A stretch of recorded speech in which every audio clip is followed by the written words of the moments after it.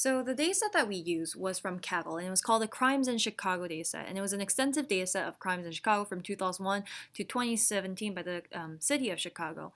And this is basically an overview of the data. Uh, so you can actually download the data over here in this area, and you can download the CSV files, and this is where you would download it and put it in the Crimes in Chicago data folder in order to run the code. So one thing that we were really curious about was, can we use unsupervised machine learning to basically extract features and then see how crimes sort of evolve over time, or if there are any patterns or trends over time. And the way we sort of went about this was a multiple process. The first process was to really wrangle the data, sort of understand the data. And the second part was to use a K-modes algorithm to cluster the data.